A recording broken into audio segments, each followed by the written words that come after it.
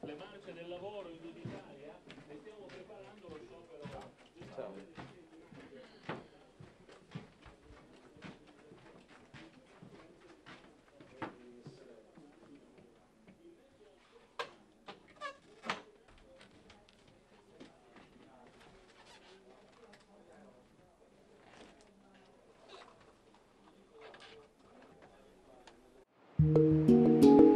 Buongiorno ascoltatori, benvenuti a Chilometro Zero, programma radiofonico dedicato a tematiche ambientali, ecologiche e di sviluppo sostenibile. Oggi vi racconto una storia che è nata nello stato di Minas Gerais, sud-est del Brasile, zona di grandi coltivazioni di canna da zucchero, soia e piante oleaginose per produzione di biocarburanti, ma anche terra di scontri tra le popolazioni più povere e sfruttate e i grandi fazenderos latifondisti, che ancora oggi possiedono la maggior parte delle terre coltivabili di questa fertile area dell'Alta Paranaíba. Non è un Brasile da cartolina.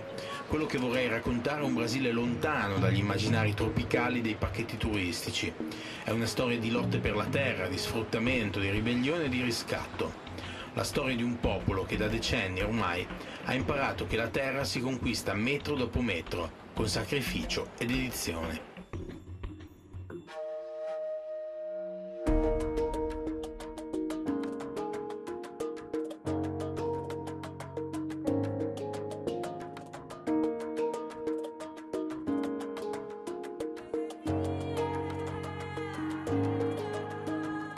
Spesso parlare di energie alternative rimanda a uno scenario confuso e conflittuale. Vengono subito in mente deforestazioni, monoculture intensive, deturpamento ambientale di un feroce attacco alla sovranità alimentare dei più poveri. Oggi però in Brasile si sta tentando di intraprendere una strada diversa, quella di creare un link tra produzione di biocarburanti, salvaguardia dell'ambiente e lotta contro la povertà.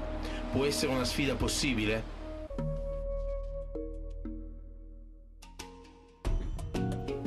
Per capire meglio quello che realmente sta succedendo in uno dei paesi che negli ultimi anni ha registrato radicali cambiamenti economici e sociali, ho fatto un viaggio, da reporter vecchio stile con taccuino alla mano, e con passaggi di fortuna raggiungo la fazenda do Morro Alto, nel cuore del Minas Gerais. A 1000 metri di altitudine, dove anche l'illusione dell'estate brasiliana svanisce di colpo, la vita dei contadini si intreccia profondamente con i movimenti di lotta per la terra di questa regione.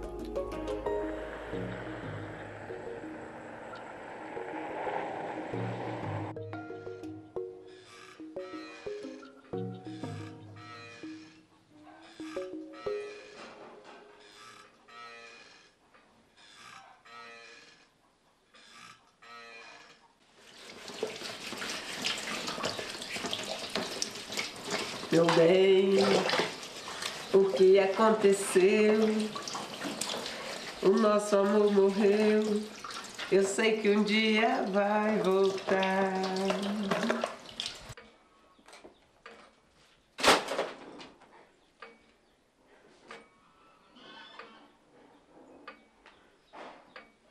Eu comecei a luta pela terra no Paraná. Em 84, comecei a fazer a luta pela reforma agrária.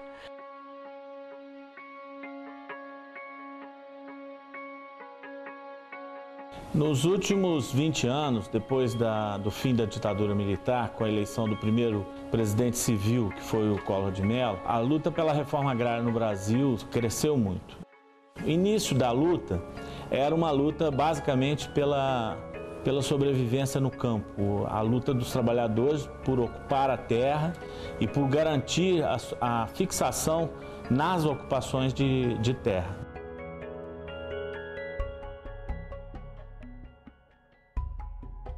E eu fazendo a luta, porque é o povo muito escravizado, sem carteira assinada, sem receber direito trabalhista. A gente trabalhava até 1h da manhã, levantava às 5 ou mais, né? Chegava tudo engranguiado de frio e o povo sofria muito. Tenho 64 anos e nunca tive terra, né? Só estamos esperando terra, porque tenho 4 filhos e esses 4 filhos precisam de terra. O trabalhador ocupava, através dos movimentos sociais, seja o movimento sindical, sejam as organizações dos próprios trabalhadores, como o Movimento Sem Terra, como a Central Única dos Trabalhadores e outras entidades, ocupava a terra e lutava para se fixar na terra. E o Estado quase sempre reagia com a polícia, reagia com o processo de expulsão desses trabalhadores, e havia muita morte no campo. Eu, pelo menos, nunca fui torturada fisicamente, só psicologicamente, sim. Muitas horas fechada numa delegacia, me acusando. Eu falava sempre: estou a serviço do meu povo e vocês deveriam estar.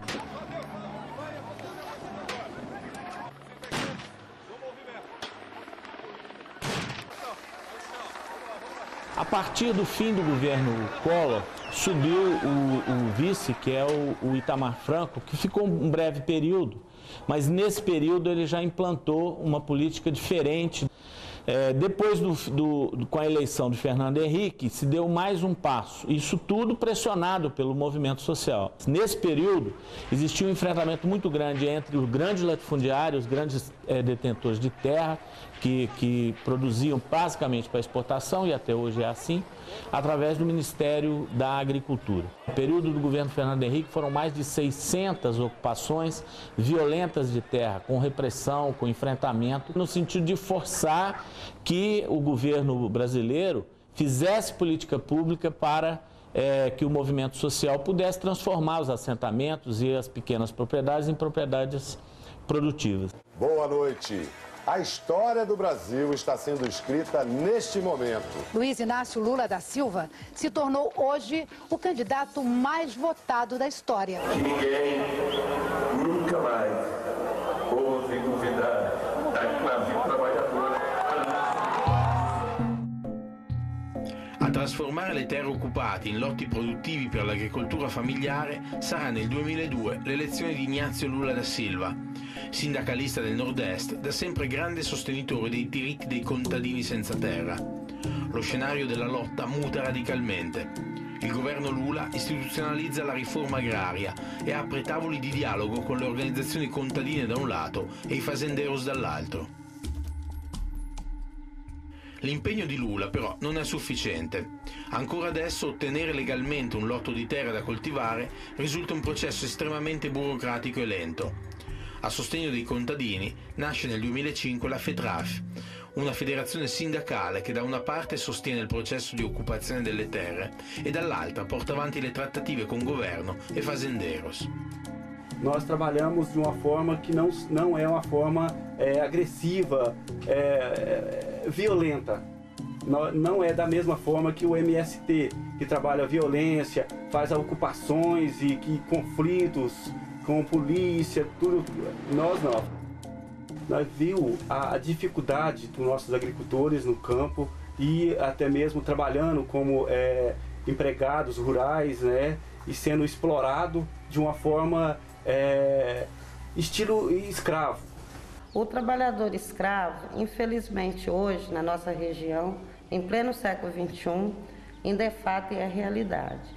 Esses trabalhadores, eles são caracterizados de trabalhador escravo quando eles é aliciado por uma pessoa que traz de outra região com falsas promessas.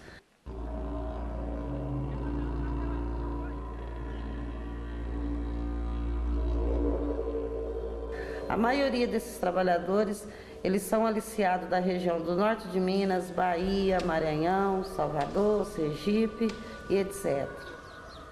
E quando eles chegam, eles vivem uma situação subhumana, degradante, tendo seus direitos, né, não respeitados dentro da legislação trabalhista.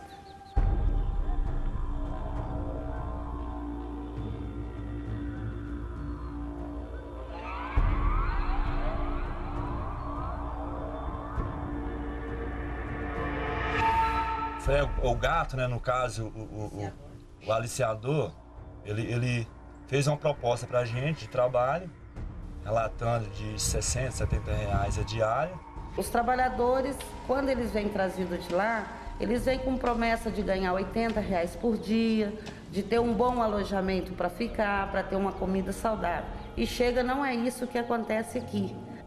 Diziam que dava para entender que a gente estava trabalhando pouco. No caso aí dele, ele queria que a gente trabalhasse mais, no total de 2 dias para receber um dia. 16 horas, 20 horas por dia.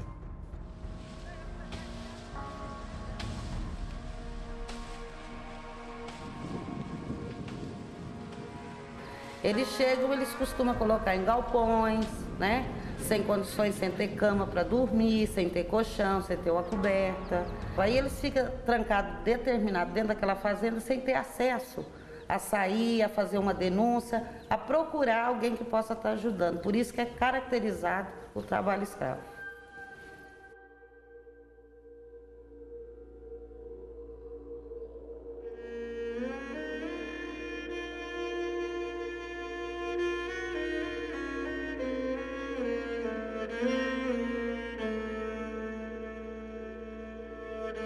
Per evitare di finire nella spirale dello sfruttamento, i lavoratori occupano la terra, si accampano in baracche di legno e tele di plastica, in gruppo di 15 o 20 famiglie, ed iniziano a coltivare per il loro sostentamento. Completamente isolati dai centri urbani, senza acqua corrente ed energia elettrica, queste piccole comunità lottano quotidianamente per la propria sopravvivenza.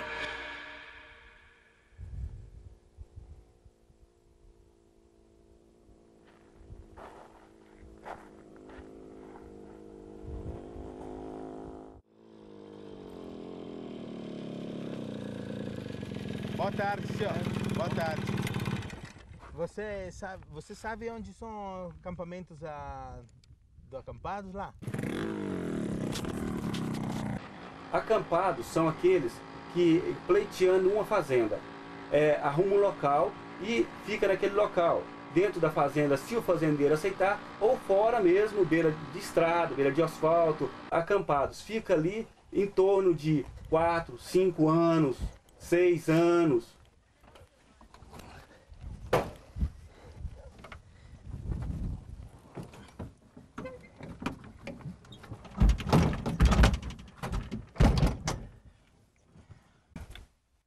Faz quanto tempo que você mora aqui?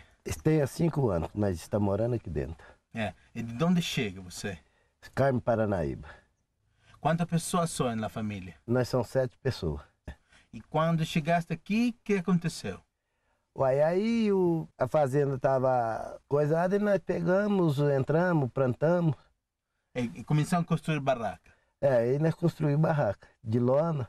A vida na barraca é difícil. A gente fica porque a gente interessa ver se ganha um pedacinho de terra. Mas que senão não é compensado a ficar, não. E você sonha de ter uma casa? Sonho de ter uma casa. Que Deus ajudar, que dê certo, a gente ganhar um pedacinho de terra e construir uma casinha pra gente.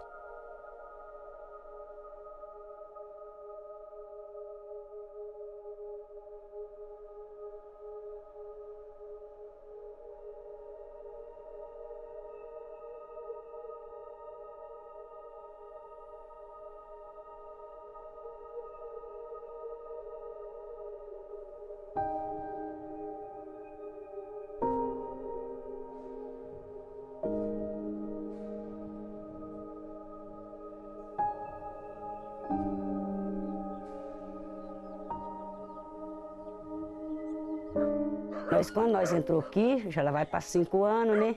Todo mundo, nós era 60 famílias, todo mundo ficou amontoado aqui, fez os barraquinhos de pau, fez os barracos todo mundo de pau, de lona.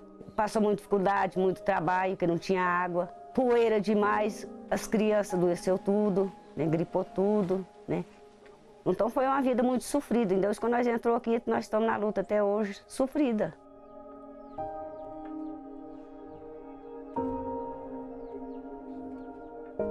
O dia a dia nosso na barraca é essa vida assim que nós vamos lutando. De dia é muito calor, de noite é muito frio, né? Preparando comida, né? Muita fumaça, que faz fumaça demais, né? Tem noite que a gente quase não dorme da fumaça dentro de casa, dentro do barraco. Tem dia que nem água tem. E a vida é uma luta muito, sabe, sofrida dia a dia.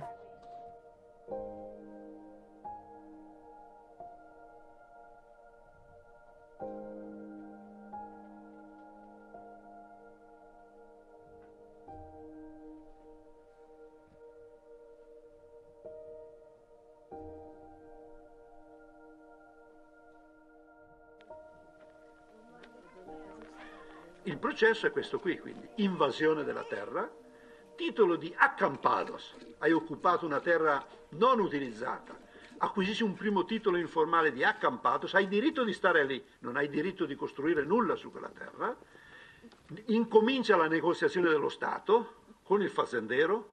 O INCRA é o órgão do governo federal, criado em 1970, que tem sob a sua responsabilidade a execução do Programa Nacional de Reforma Agrária. Em razão desta ocupação, o INCRA tem o papel, mediante a possibilidade de disponibilidade dessa terra para assentamento, de intervir nessa estrutura fundiária, fazendo a obtenção desse imóvel. E a aquisição somente é feita quando as partes estão de acordo, sobretudo com relação ao valor a ser pago por aquela propriedade. Primeiro eu vou reclamar a minha parte, que eu entrar em confronto direto eu acho que é inviável, sabe? Mas que eu vou reclamar, eu vou, porque eu acho que é uma falta de respeito com as pessoas. Tem o direito de propriedade, que se às vezes quer dar negociação, é uma coisa diferente, mas não invadir. A invasão eu sou contra.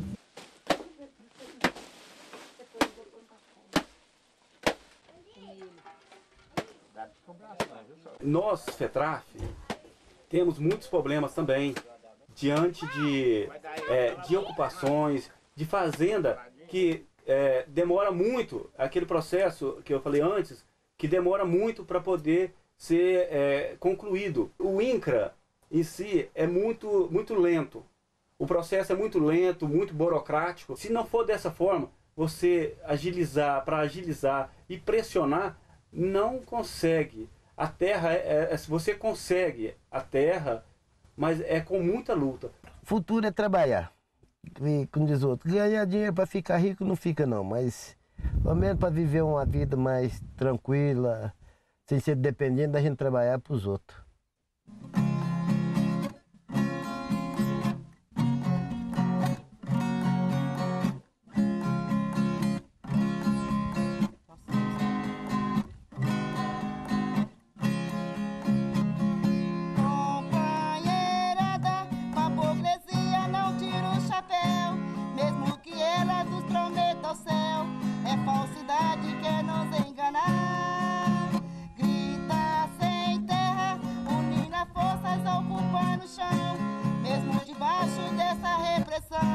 A nossa luta não pode parar.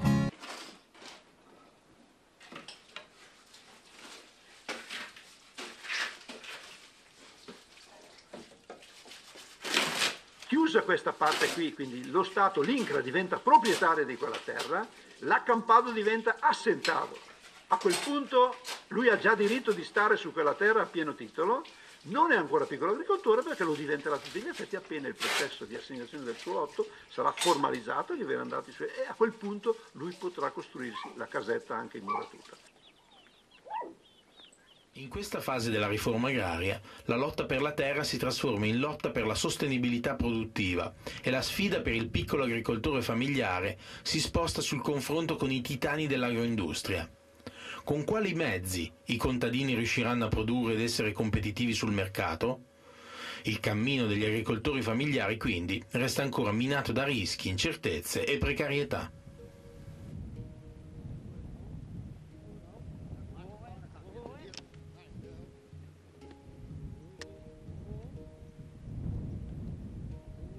Nós trabalhamos a terra, fazemos cachaça, né?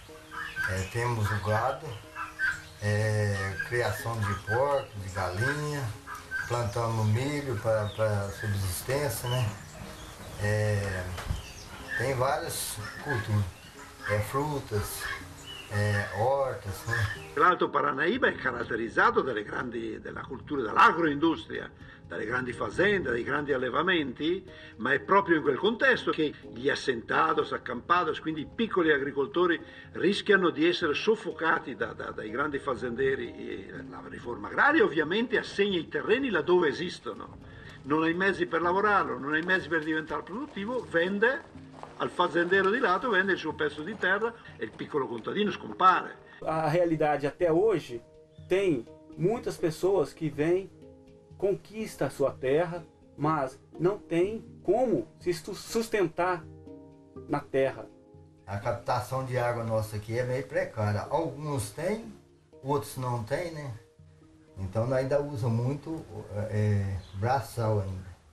Porque nós ainda não conseguimos, através do governo, através do INCRA, nós não conseguimos nenhuma patrulha mecanizada, nem nada. Então as dificuldades estão aí.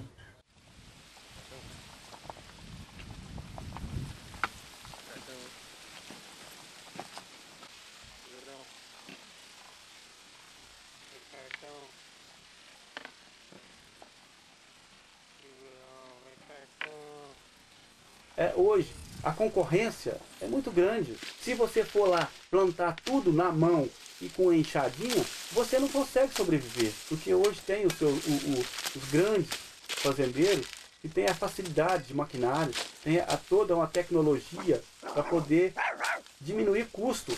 Se essas pessoas têm vocação, se essas pessoas têm uma ajuda governamental, né, com maquinário, com que eles possam produzir, com que eles possam comercializar a sua produção, se houver essa assistência, então eu acredito que isso dá certo. Isso é uma forma de desafogar as grandes cidades e de fazer com que a agricultura familiar, que hoje já responde pela maioria do emprego no campo, né? Não são as grandes fazendas que dão emprego, é a economia familiar.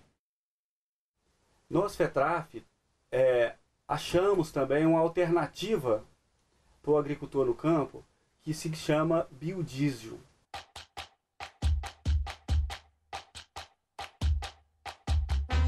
Chilometro Zero. Riflessioni a filiera corta su alimentazione sostenibile, consumo critico ed ecologia urbana. Un programma di Jonathan Ferramola. Nel consumo di energia primaria del mondo, le bioenergie forniscono circa l'11%. I biocarburanti sono solo una piccola parte, praticamente l'1%. I biocarburanti concorreranno, assieme ad un mix di altre energie alternative, a sostituire in parte il petrolio, soprattutto per ciò che riguarda i trasporti. I biocarburanti possono possono essere della benzina e quindi dell'etanolo, abbiamo una serie di piante che danno l'etanolo, oppure possono derivare da piante oleaginose, allora abbiamo il biodiesel. Questa possibilità di utilizzare biocarburanti è stata presentata come un toccasana per migliorare il mondo, l'ambiente, soprattutto per ovviare all'esaurimento delle fonti tradizionali. A Petrobras é uma das grandes petroleiras do mundo que claramente coloca nos seus objetivos estratégicos desenvolver o programma di biocombustíveis. Subito sono sorti altri che hanno cominciato a dire che non era vero che i biocarburanti erano positivi, ma erano addirittura un crimine contro l'umanità perché avrebbero affamato delle popolazioni. Il biocarburante è uno dei più grandi scempi, uno dei più grandi crimini all'umanità che possiamo fare, perché stiamo togliendo risorse del sottosuolo, risorse agricole per riempire i serbatoi dei Cayenne, dei SUV di turno, anziché riempire lo stomaco e le pance. No momento em que, internacionalmente, nós estamos sofrendo ataques ao programa de biocombustíveis, ataques essencialmente equivocados, que atribuem ao programa de biocombustíveis responsabilidades que não são dele. E oltretutto è un fenomenale assorbitore di energia, cioè se per ottenere 10 barili di bioetanolo ne devo spendere 12 di petrolio per aver consentito alle attrezzature, ai macchinari, alle attrezzature agricole, ai fertilizzanti di creare il contesto per poi effettuare il raccolto. I biocarburanti sono buoni o cattivi, sono angeli o demoni, a seconda di dove vengono fatti e di come vengono fatti. Ma mais importante do que tudo isso, presidente, é o efeito social do programa de biodiesel.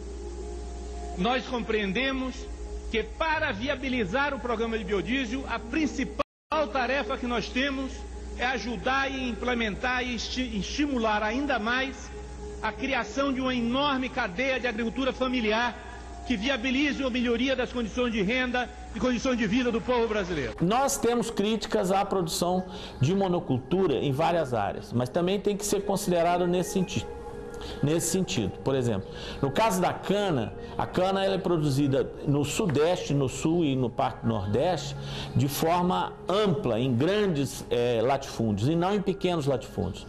Então, quando a gente fala de bioenergia para a agricultura familiar, nós não estamos falando de cana. C'è una legge nazionale brasiliana che obbliga la Petrobras, che è la principale, diciamo, produttrice di carburanti sul mercato nazionale e non solo ormai, a che il 30% del biodiesel prodotto sia di provenienza dell'agricoltura familiare. L'intento politico era chiaro, era quello di portare l'agricoltura familiare dentro al mercato, a un mercato del presente e del futuro. Quando a gente fala de oleaginosa, nós não estamos falando de monocultura, de uma cultura única na área do agricultor familiar. Ao contrário, a política pública que é desenvolvida no Brasil para os pequenos e médios agricultores, ela necessariamente compõe, ela junta duas componentes. A produção de alimento ao mesmo tempo que se produz óleo para produção, no caso de biodiesel. Per i biocarburanti bisogna considerare molto bene il trilemma cibo, energia, ambiente. Cosa è più importante? Dove è più importante uno di queste tre componenti di questo trilemma? Siccome si parla tanto della sottrazione di terreni al cibo, in molte situazioni questo non è vero. Esistono terreni in abbondanza, terreni degradati, terreni dove la foresta primaria è stata eliminata già da centinaia e centinaia di anni. Questi terreni potrebbero essere tranquillamente utilizzati per produrre biocarburanti. È un proposito stupendo, bellissimo. Il problema è che perché l'agricoltura familiare possa produrre il 30% di biodiesel brasiliano è un'impresa quasi impossibile, perché l'agricoltura familiare deve essere organizzata. Nós estamos com plantas desenvolvendo testes avançados para novas tecnologias de produção de biocombustível.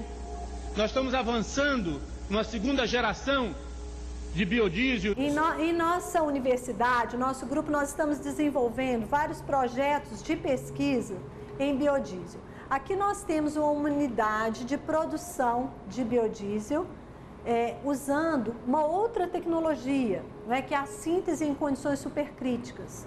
Esse projeto ele tem muitas vantagens porque não utiliza catalisador e ele pode ser usado para oleaginosas ácidas, como no caso da macaúba. Estamos achando uma alternativa para uma produção que é nativa aqui da região, que é o coco macaúba. O coco macaúba, aqui na região que é do Alto Paranaíba, é uma cultura nativa que tem muito, a produção é muito alta. A questo punto mi rendo conto che la situazione è complessa. La promessa di investimenti da parte della Petrobras in un biodiesel di nuova generazione potrebbe mettere d'accordo le diverse parti in causa. In futuro, in Brasile, una delle alternative energetiche potrebbe chiamarsi macaúba. Futuro ci saranno delle motivazioni ambientali molto forti e quindi alcune di queste colture che possono essere fatte con un uso limitatissimo o assente di erbicidi, di antiparassitari e di concimi chimici, quindi queste colture possono diventare molto importanti perché possono essere privilegiate in quanto che non migliorano l'ambiente ma non lo peggiorano. Il caso per esempio della macaúba in Brasile, è una pianta spontanea che si vede da tante parti e in Brasile sono stati già fatti studi su questo, sulla possibilità di coltivarla appositamente. Nós imaginamos que a macaúba tem um futuro bastante promissor, considerando que ela é uma oleaginosa que é nativa, praticamente em toda a América, do sul do México, até o sul do Brasil, Argentina, nós temos macaúba. Portanto, esse equilíbrio da presença dela na paisagem da região não vai trazer para a gente os malefícios que, porventura, uma monocultura como a cana estaria trazendo. É uma cultura que não demanda muitos investimentos. não demanda investimento em adubação, em controle químico. Por quê? Porque ela já está em equilíbrio com o meio ambiente.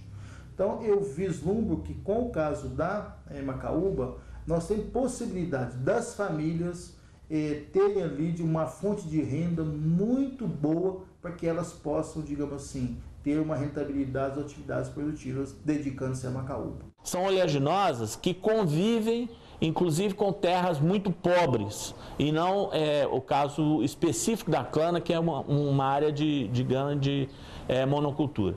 E ela produz bem. A gente tem algum local que tem bastante, né? E já está começando o plantio, as coisas. A macaúba também é uma coisa de futuro, né? Que venha a ser ajudado também, sem muito gasto, né? A grande vantagem, ao meu modo de ver, não é uma vantagem não só tecnológica, mas é uma vantagem de âmbito social, é que ele distribui um pouco essa questão da produção do óleo, né? Porque o óleo hoje está concentrado na mão de poucas empresas, poucas companhias, o óleo fóssil, e o biodiesel, ele permite com que você tenha muitos produtores, inclusive com produção de óleo para consumo próprio, né? Para serem utilizados em tratores, em máquinas pesadas, em caminhões, etc., o que viabiliza bastante a agricultura familiar também.